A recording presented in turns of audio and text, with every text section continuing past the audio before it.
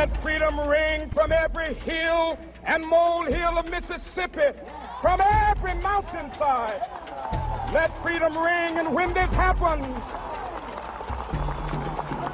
and when we allow freedom ring, when we let it ring from every village and every hamlet, from every state and every city, we will be able to speed up that day when all of God's children, black men and white men, Jews and Gentiles, Protestants and Catholics, will be able to join hands and sing in the words of the old Negro spiritual, free at last, free at last. Thank God Almighty, we are free at last.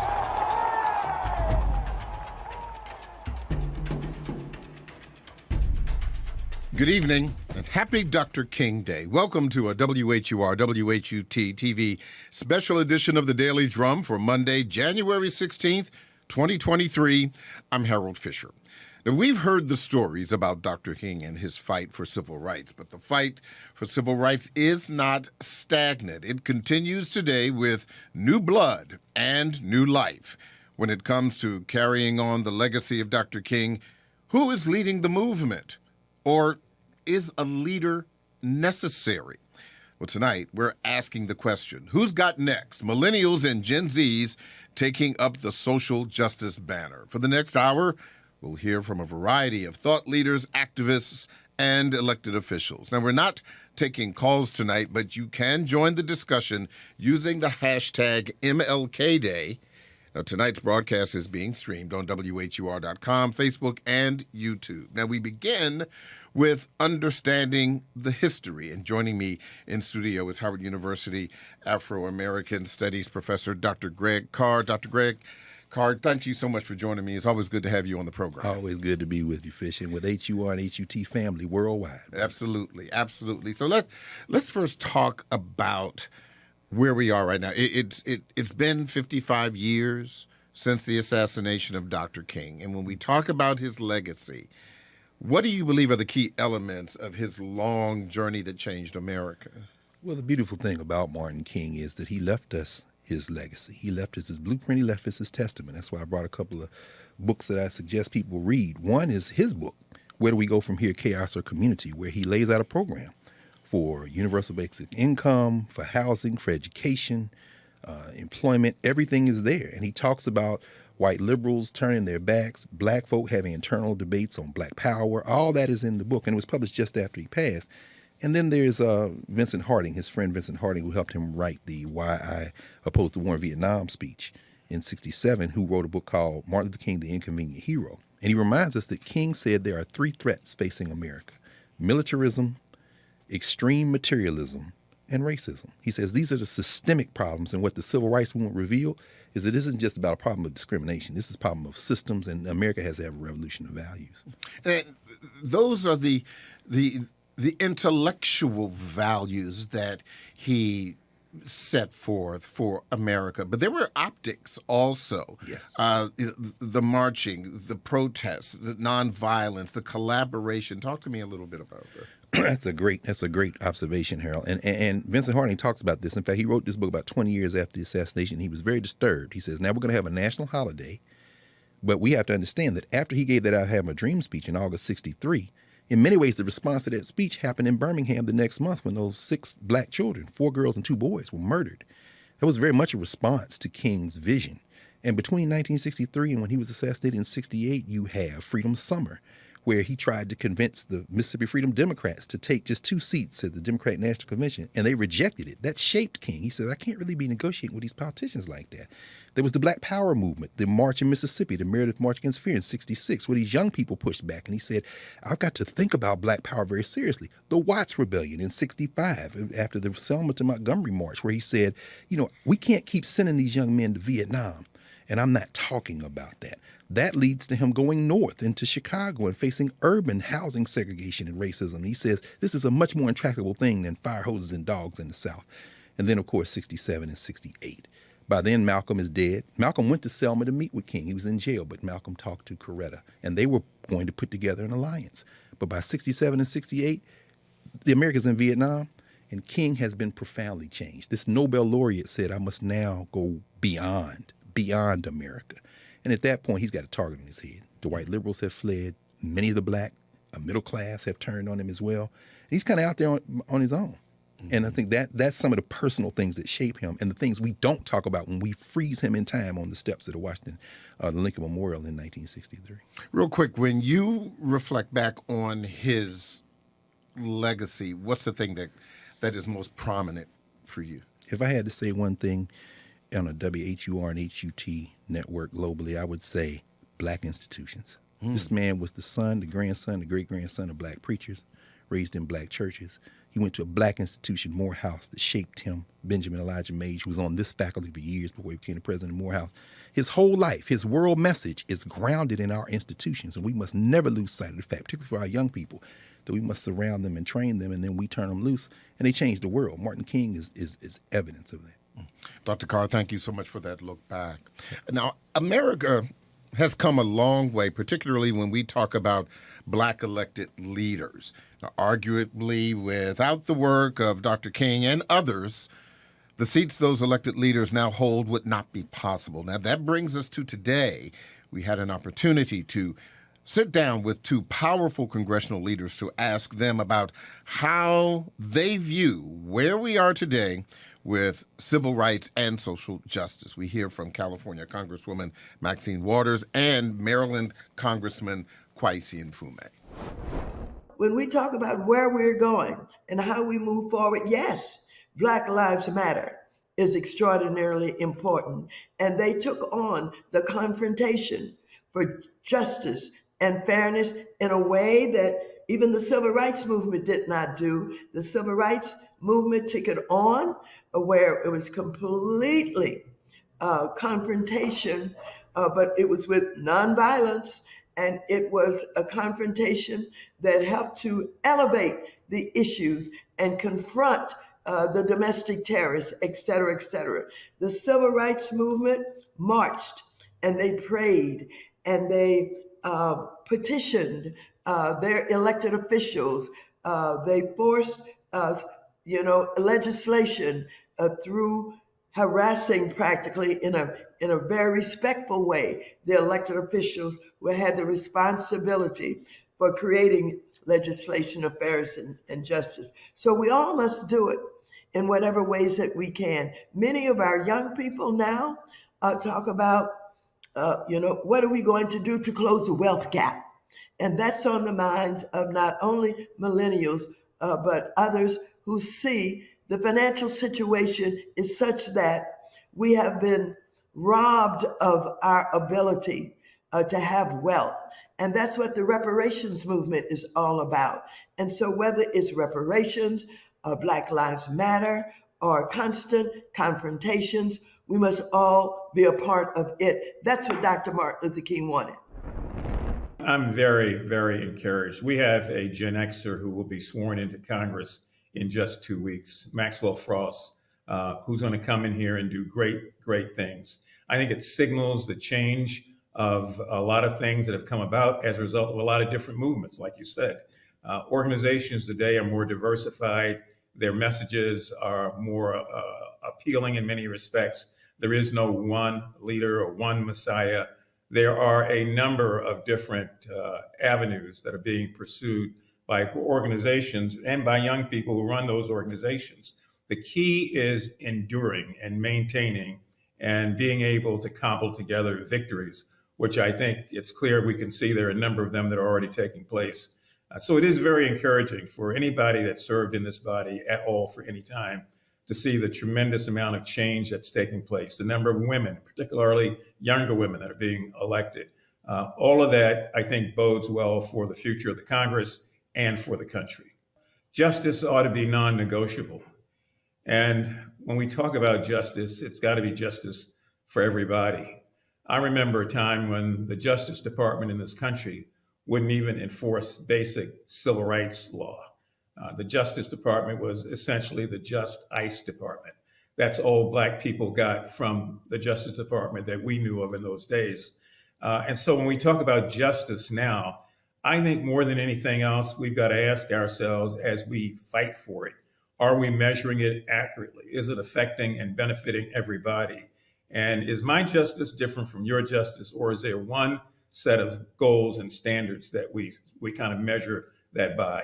Whether people are better off today, whether or not the criminal justice system is working, whether or not we're involved the way we ought to be involved. Are we taking the challenges, whether they're domestic or international, and adding what we can to correct the wrongs? So it's a huge banner, this justice banner. We all want to stand under it, as we should. We just have to protect it and not let somebody co-opt it and turn it into something that is not justice, but rather, as I said before, just ice. Powerful words from leaders on Capitol Hill. In the midst of everything going on Capitol Hill right now, their input is particularly poignant. This is a special edition, Martin Luther King Day edition of the Daily Drum. Who's got next? Millennials and Gen Zs taking up the social justice banner. Now, we're not taking calls tonight, but you can join the discussion using the hashtag MLK Day. Tonight's broadcast is being streamed on WHUR.com, Facebook, and YouTube.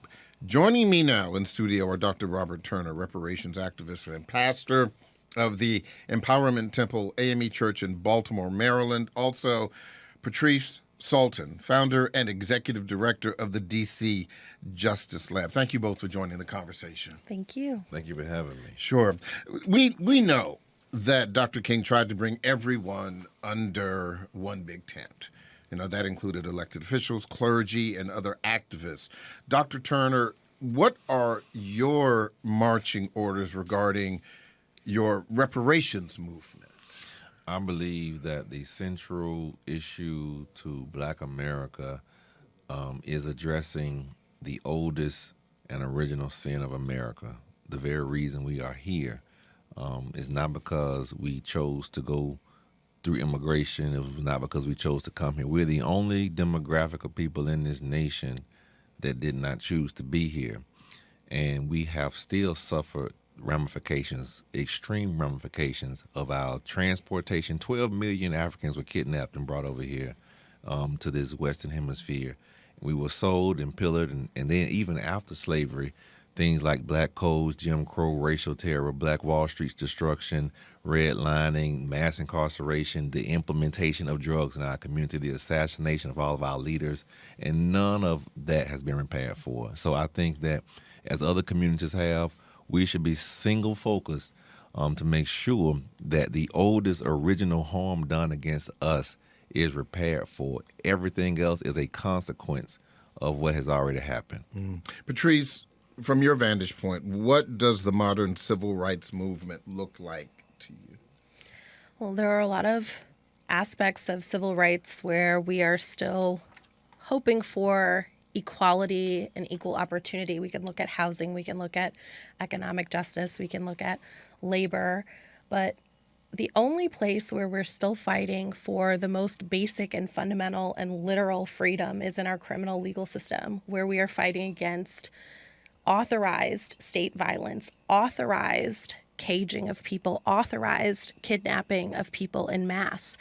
And for my generation, I think that is the civil rights issue that should be at the forefront of everyone's minds. We can't fix any of those other things in education, housing, or elsewhere without making sure that Black people are entitled to freedom in the way that other people are entitled to freedom in the United States. Drill down a little bit more for me and make that plain for a lot of people, because for the millions of people who are impacted by the criminal justice system unfairly, there are a whole lot of other people who may say, I don't have that in my family. We don't have to worry about that. I am concerned about employment and fair housing and being treated fairly on the job and not abused as it relates to the color of my skin. Yeah, it's interesting that I do still hear that rhetoric of exceptionalism, because even if we're looking at the entire American population, that is not that true anymore. We're talking about half of us have someone very close to us who have been affected. Somebody knows somebody. Right. And when you look at Black America, all of us know somebody who's been affected by this system. And as I think about, some of Dr. King's most famous words, about darkness not being able to drive out darkness, only light can do that, right? Hate cannot drive out hate, only light can do that. For some reason, when it comes to violence, we're still under this false impression that we can drive out violence with state violence. And we hear mass incarceration justified on the basis that it will end community violence, even though we now have decades upon decades of evidence that it is driving community violence up. And so although I agree that people do, sort of separate themselves and otherize people who are system involved, they're doing that in a way that's fictitious. We're all affected by this, whether we are victims of state violence or whether we're victims of the community violence that is being exacerbated by the way we're policed and punished in the United States.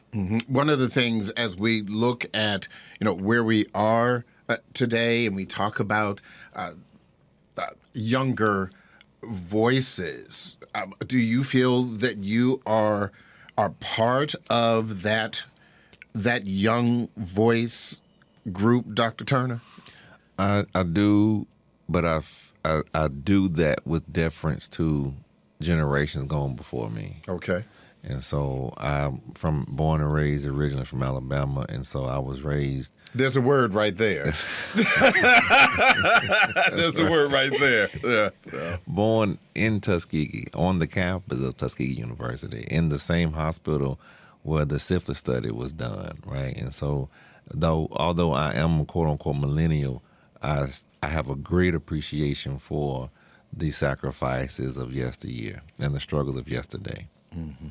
When we, again, as I mentioned, new voices, there are new voices that are really at the beginning stages of their political careers to affect change. Jalen Smith is the mayor of Earl, Arkansas. The 18-year-old mayor was just sworn in a few weeks ago. He is the youngest mayor in American history.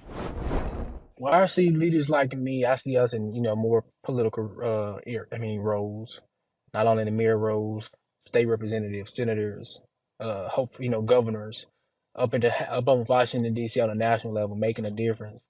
And our role is to make a difference, bridge the gap between the young people and our elders, so we can get in those positions, get in those roles, and make a difference.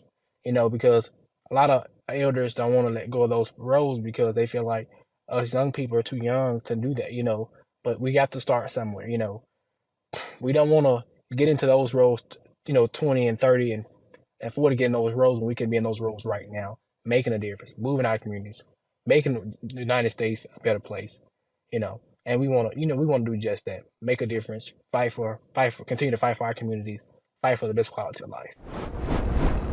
18 years old. What were you doing at 18? So, right. Yeah, that's a word. So, and another voice is Crystal Oriada. She's a newly elected member of the Prince George's County Council in Maryland. I'm so used to being an advocate with my sign, my t-shirt, jeans in the streets, fighting for something that I really believe in. And now I have a seat on the table and I have an actual vote.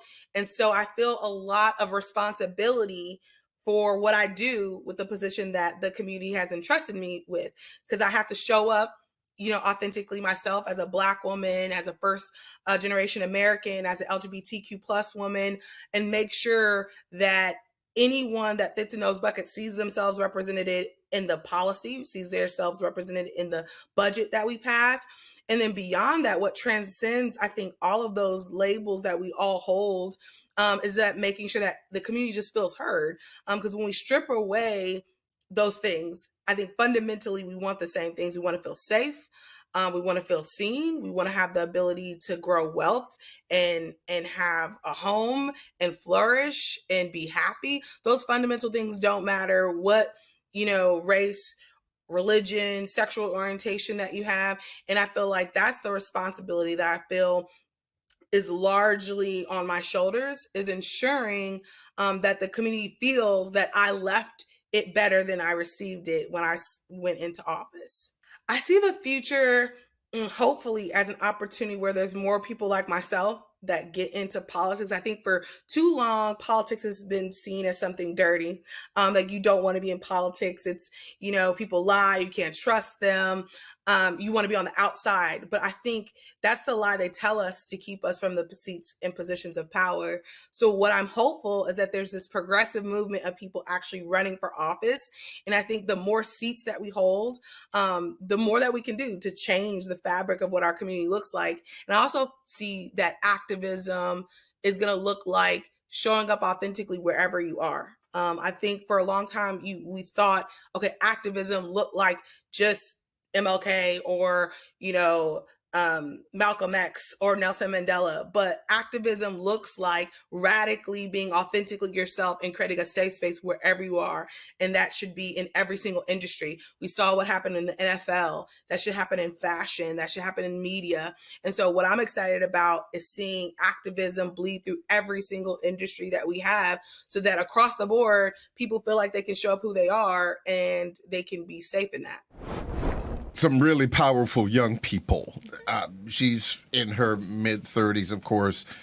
Smith is 18. Patrice, from your own experience, I mean, you spoke obviously about what the issues are, but what do you feel your role is in this march to justice?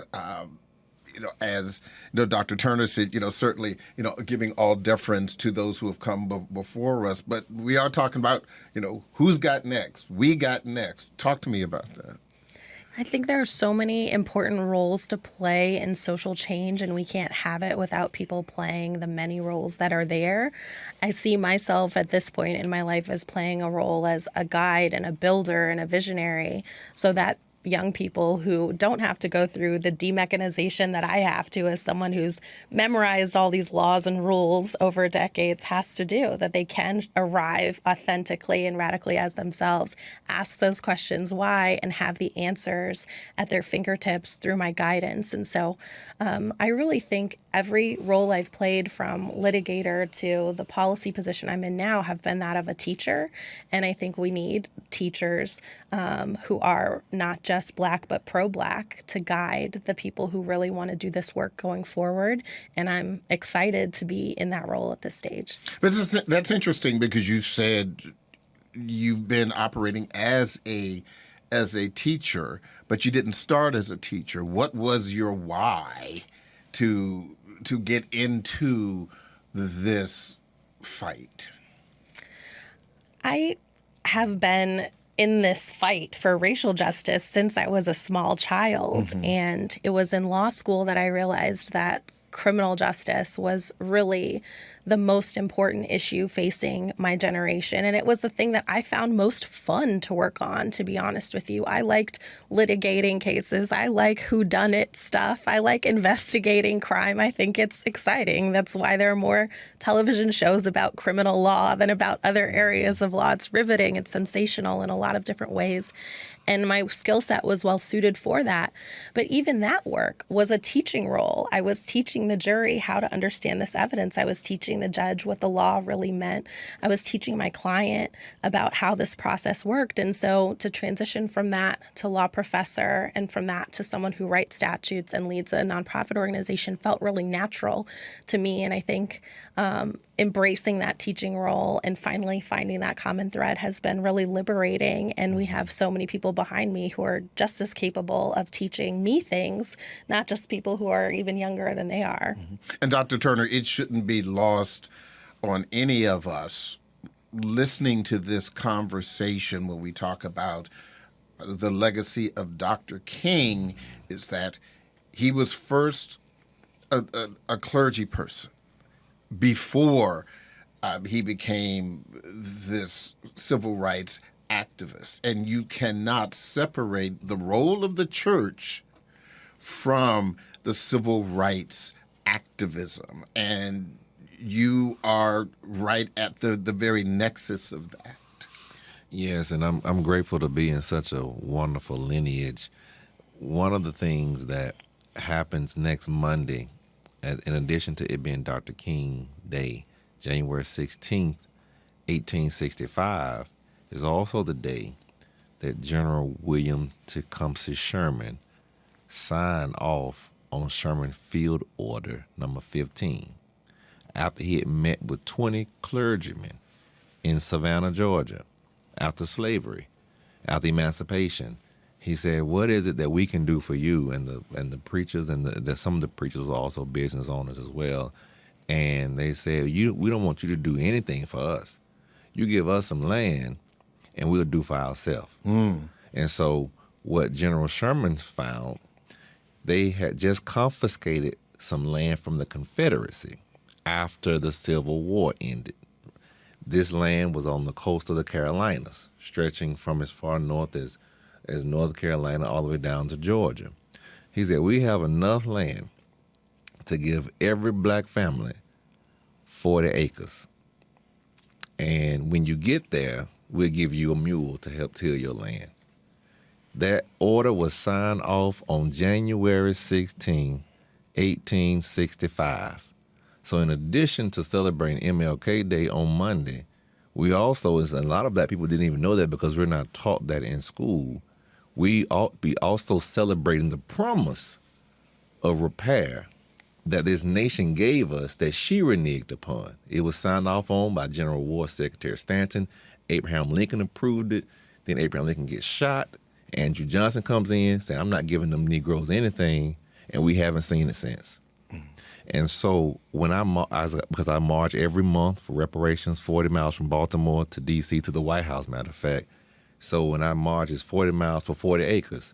So when I march this coming Monday on Martin Luther King Day, is also, in my opinion, Reparations Day, because we're going to remind America the promise she gave us that she reneged upon. And to this day, black people are the only people in this nation that have yet to receive any compensation for their harm. We have, and I support it for the Japanese Americans after World War II internment camps. I support it for the indigenous Americans, and they still, in my opinion, don't get enough because this was their land, right? I support it for the Jewish Holocaust survivors, but black people, we haven't got anything, and I think it's past time that we speak up for ourselves on that.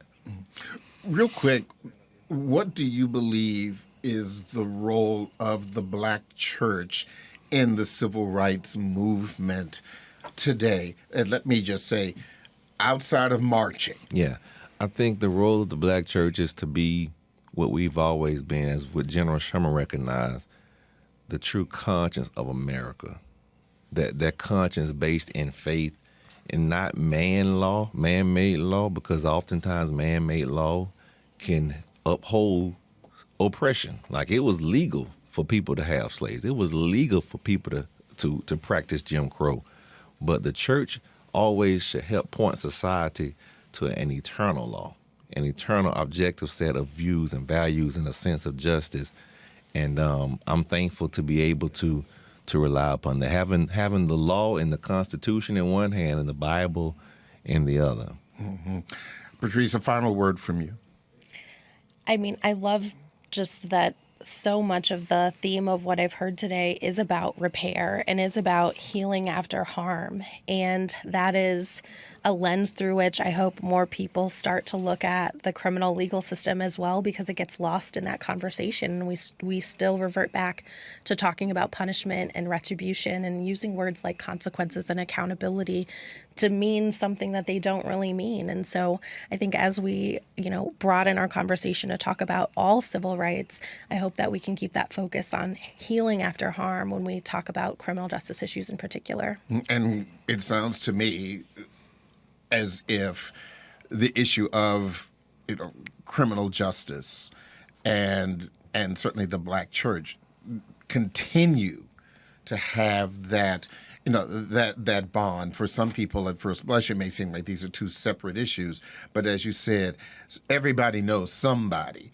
and some of those bodies are in the church, and some could argue some of those bodies should be in the church, and some of those bodies from the church need to be in the criminal justice fight. I think that's right. Yeah. Absolutely. Yeah. I want to thank both of you for being a part of this really great conversation. We are going to take a quick break. Now, when we come back, we'll continue with this WHUR WHUT TV Martin Luther King Jr. Day special. Who's got next? Millennials and Gen Zs taking up the social justice banner. Let nobody stop us. But we must keep moving.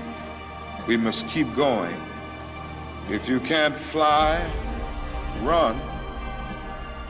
If you can't run, walk.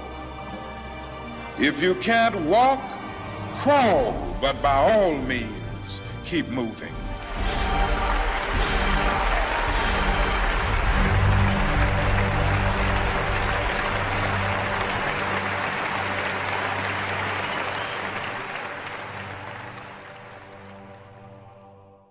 Welcome back to this WHUR WHUT TV Martin Luther King Jr. Day special. Who's got next? Millennials and Gen Zs taking up the social justice banner. Now, we're not taking calls tonight, but you can join the discussion using the hashtag MLK Day.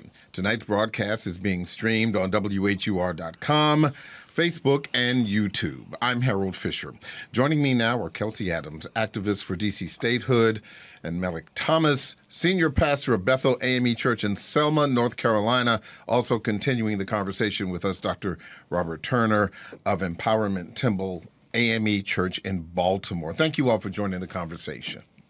Now, you could argue that the last two people we heard before the break are also part of the future of the civil rights movement. Let's talk about the future. And I'll start with you, Kelsey. Is it fair to compare the modern movement to yesteryear? Hi, everybody. Hope everybody's doing great. Personally, I would say it isn't fair. Why do you say that? I say things are changing. And so the same problems that we faced yesterday are seemingly different today. We have new people fighting. We have new methods of fighting. And at the end of the day, sometimes we're not even fighting, but we're demanding. And so with the generational changes that have occurred since 1965 in the era of the civil rights movement, today we're becoming more artistically active. And I think we need to get into more of highlighting what new movements look like. Mm-hmm. Is D.C. statehood, in your opinion, part of that civil rights justice fight? Oh, yes. Statehood has been a racial justice issue since its inception. As we know, Chocolate City, or what used to be Chocolate City, 41% African-American populated city of Washington, D.C., is the only jurisdiction that it has land on the United States connected to America that has no representation in Congress. And so this is just problematic on so many levels. We're the only country in the world that the residents of its capital have no voice in its democracy. And I chuckle a bit because it's absurd that third world countries even treat their residents better than the residents are treated here in the District of Columbia. And some would argue that Chocolate City is more like a mocha latte. Yeah, it definitely is a mocha latte. Maybe iced, and on top of that now, not even warm anymore. So, Pastor Thomas, same question for you. Can you compare the modern movement to yesteryear fairly? Well, first, I just want to say thank you for having me on with such a legendary panel and with you, a legend in Black radio. But I will agree with my sibling. No, I don't think it's fair at all. Not just because the movement has changed, but because most of the comparisons are not rooted in the reality of the movement itself. Because I think the grounding argument is that somehow it stopped when King got killed. But the movement has always been in existence. And the only thing that has lacked that continuity is the desire either for a singular leader or the quest for celebrity activist ambition. And it reminds me of the story in the Bible where when Moses dies, the people mourn his death, but then the Spirit of the Lord takes the bones of Moses and buries them somewhere where nobody else can see them. And I think one of the issues that we are experiencing in the constant fight for Black liberation is that we are trying to take Moses's bones into the promised land. And it doesn't give Joshua a fair fight. It doesn't give Deborah a fair fight. And so we have to say we're grateful for what Moses, what those who have gone before, what they have done, but we cannot compare them, particularly because people like to exaggerate their involvement and their connection and what they actually saw during the movement after somebody's gone. And so, no, I don't think that is fair at all. Kelsey, you're nodding your head. Yeah, it isn't fair, as I was saying, to compare again today's movement to what the movement looked like prior and in the past. Today, we're much more active. We're hitting the streets with different forms of activism. We probably wouldn't be the group that you would see getting together and probably on an Underground Railroad or anything, but we will try to take, our music, we take our art, we take our leaderships, we do take our celebrities, and we use them in the spots that we feel they can make the biggest impact. Impact is what moves people, and influence is really what's driving society today. So you're suggesting that the tactics are different, but aren't the issues still the same, whether it be it was voting rights, now it's voting suppression. There was an issue about lynching, some would argue. Now it's about state-sponsored violence. Are the issues still the same? The issues are the same, and the issue is quite blunt and clear. The issue is that it's Black people, and that there is a government that doesn't necessarily like them. Dr. Turner, from your perspective, do the activists of today have it, whatever the it is, to carry on the fight as it was, at the Edmund Pettus Bridge or the bus boycott, because the world has changed significantly? I think that it's really hard to make conclusive judgments while you're still answering the question. I'm a fan of sports, and so no one starts off the year saying this is the greatest team ever, right? You wait till you finish the season. And so I would like to wait till we finish our season to see, how future generations judge what we're doing today. But I can say just right now, we have never seen the amount of people hitting the streets as we did in the aftermath of George Floyd. We've never seen the amount. I mean, it to this day still has become the largest movement the world has ever seen, right? So that's one thing. We have never seen this many young adults actively involved as they are today in the cause for social justice. We have grown in a lot of areas in our movement, in our struggle, and in some areas we need to kind of show up. I would like, and I'm happy you have another great clergy person on, Reverend Melick. I would like to see more clergy involved as they were in yesteryear.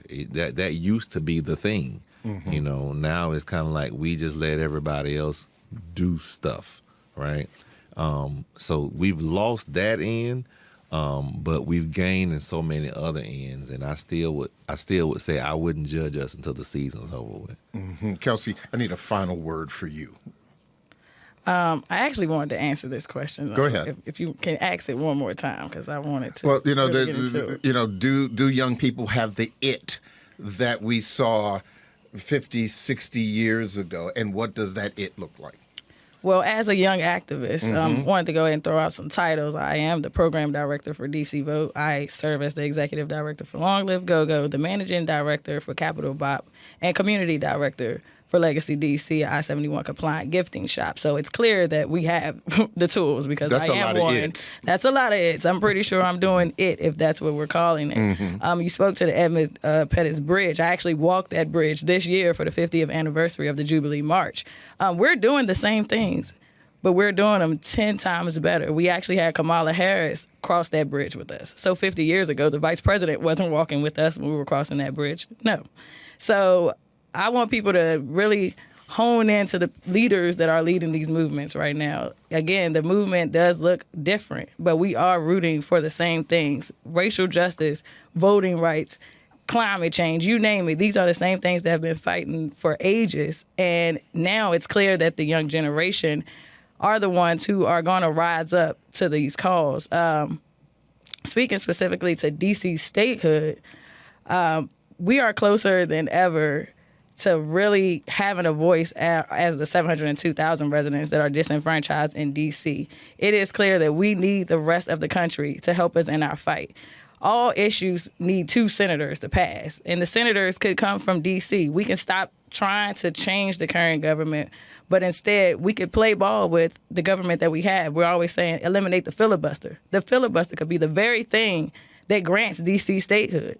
So I believe we need to start shaping these conversations so we can deter the rhetoric against ourselves and place ourselves in position so that we are not just setting the agenda, but we're at the table making the decisions, which would call for an actual voting member in Congress. Kelsey Adams, thank you so much. Thank you. So, Pastor Thomas, let's talk a little bit about what has changed compared to where we are now. As you know, Kelsey just said, the tactics are different, but the issues are the same. Yeah, so I think that just as much as our tactics have shifted, so have the tactics of those we are fighting against. And this is why it's important for us to not try to compare ourselves to our foreparents, mainly because the tactics that they faced, while some of them may be similar, are not the same. And one of the big pieces that has impacted our ability to enact political solidarity is gentrification. Gentrification is not just about economic exploitation. Of course, that is a major output of it. But one of the main ideas behind gentrification is the destabilization of political solidarity. The political solidarity, particularly that you saw in Black churches and in Black social clubs in DC, in Chicago, in Detroit, in Cleveland, Atlanta, the list goes on, that are now fragmented because of redlining in housing, landlords that were driving up rent, making sure that people were priced out of neighborhoods so you can bring in all different types of people. And now a voting block that was spread out is now pushed asunder. And so one of the big pieces that has changed in terms of the tactics of the enemy is gentrification, which is why DC statehood, which our dear sister Patrice is advocating for, issues like fair housing, making sure that, I remember when I was a student at Howard, you could get a room in LaDroit Park on 4th Street for $700 a month. Mm-hmm. Now, $700 a month is barely going to be a light bill.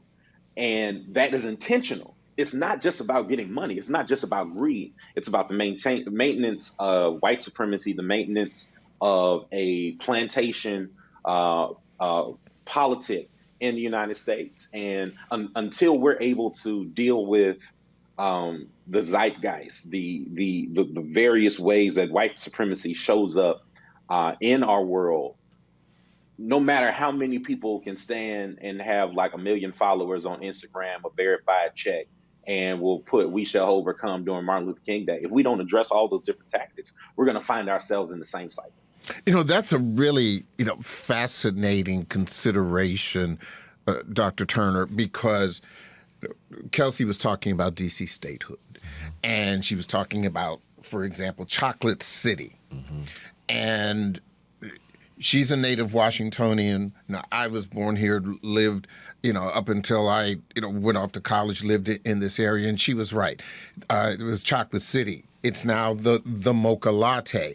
And we could and can see how the changing face of the district in relationship to housing and how expensive it is and how it has moved generations of Black families out of the District of Columbia and spread them out into the suburbs. Where you are in Baltimore, we've seen some of the same things happening in the Johns Hopkins University hospital area, where traditionally back in during the 1980s and before, many of those places were black families, or those communities have fallen into disrepair. Now they're big and beautiful, but there has been a great deal of gentrification. Do you agree with what Pastor Thomas is saying when you talk about gentrification being yet another issue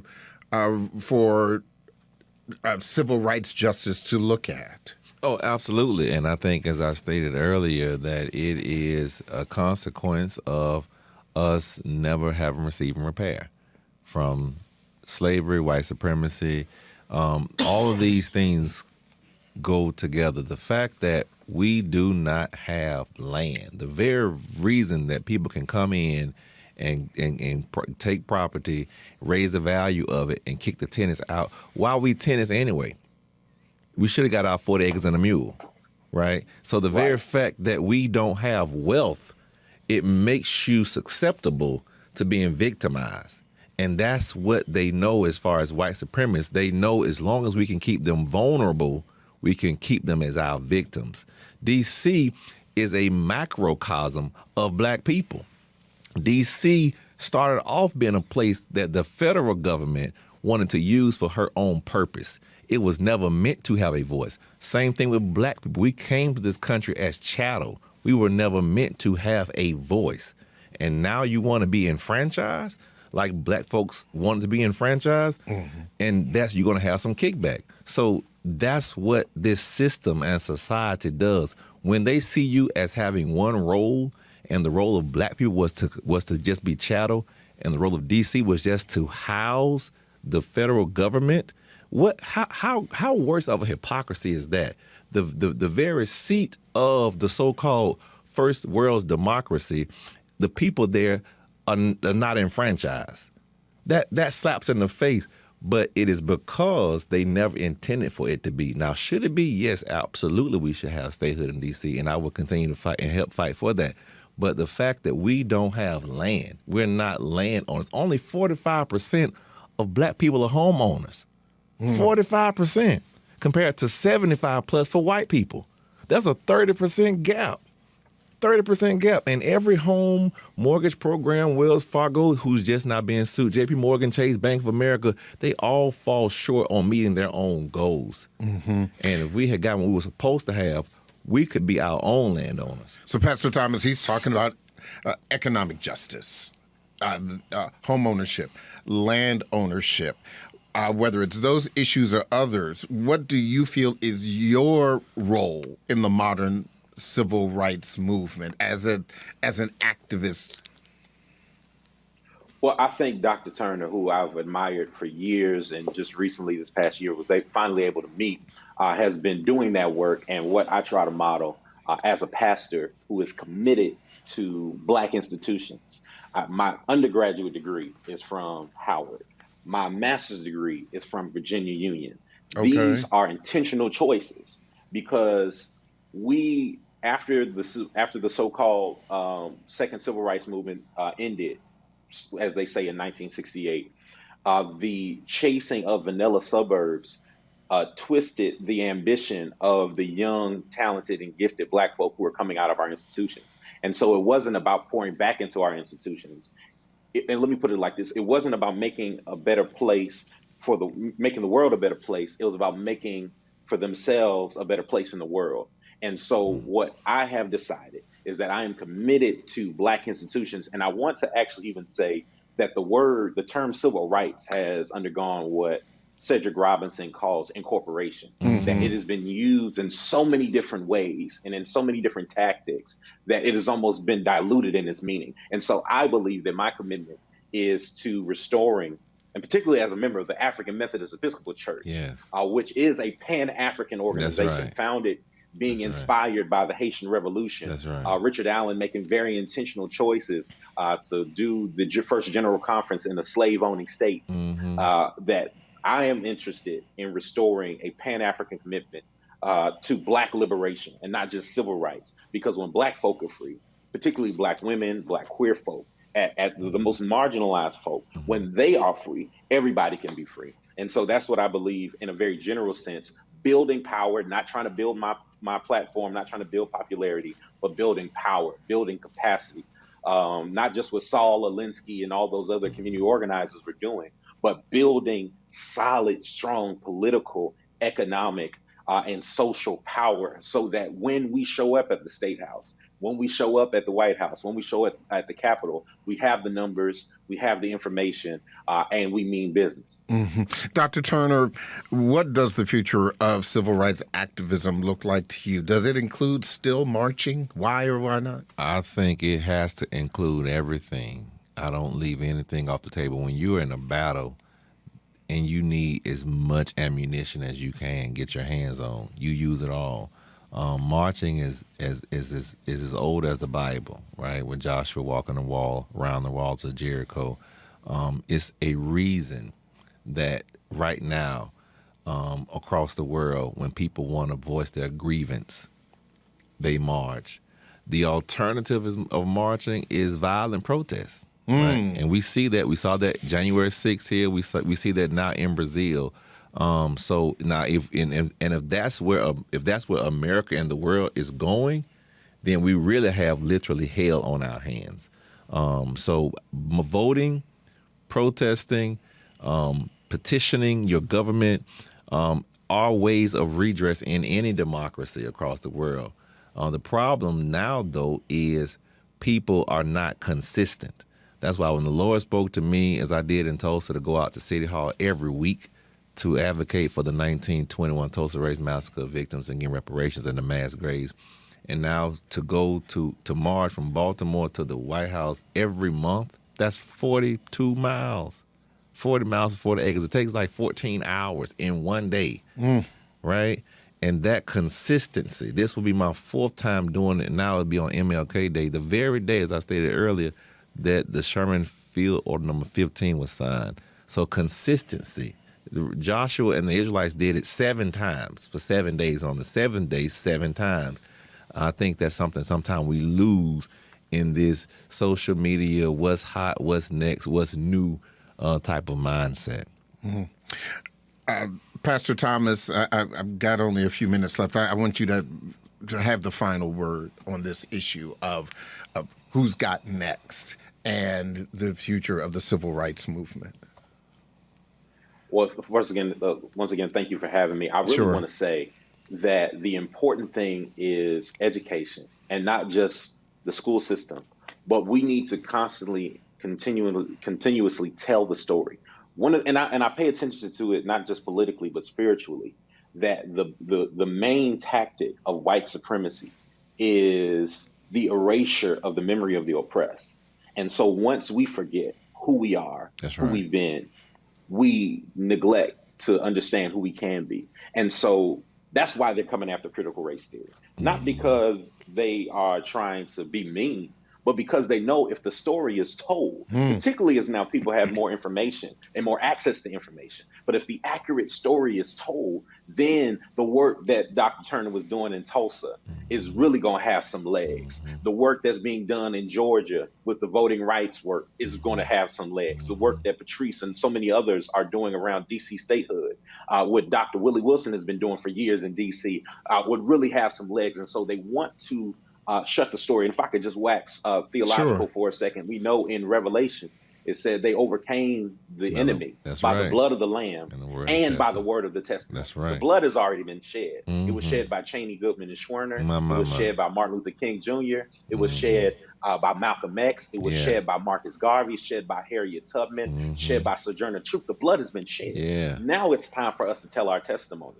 But if we do not tell the story, and if we don't get the story right and we allow people whose main sole purpose is to cause confusion in Black liberation movements to tell our story, we allow those who have large platforms with small substance to tell the story, we will continue to believe that we are behind the 8 ball. But when we know who we really are, when we recognize we are the descendants of Jean-Jacques Dessalines and Toussaint Louverture and all these other major Black liberation folk who are ready to lay down their lives for our freedom.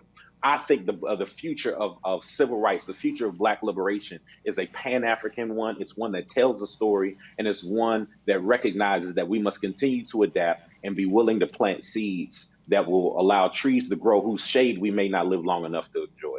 I think that's a great place to end this part of the conversation. Gentlemen, Dr. Turner, Pastor Thomas, thank you so very much for giving us the insight and the education and reminding us about what this battle is truly about, because it is not over. So again, I want to thank you both for participating in the conversation. Also, I want to thank Kelsey Adams and Dr. Carr as well for participating in the conversation, and Patrice as well. Lots of big brain conversation, folks here to give us some insight and help us move forward. I did want to say that the march along the road to civil rights justice remains a very long one. And the shoes of Dr. King are very hard, if not impossible, to fill. But 55 years after his death, that goal remains the same. But there are many more pairs of shoes and many more paths along that road. And those marching along the road are more diverse, just as vocal, and are holding up the banner. The dream is still alive because there is new, promising, vibrant leadership. They got next. That is the Daily Drum for this Monday, January 16th, 2023. I'm Harold Fisher. Good night. I just want to do God's will. And He's allowed me to go up to the mountain. And I've looked over and I've seen the promised land. I may not get there with you, but I want you to know tonight that we as a people will get to the promised land.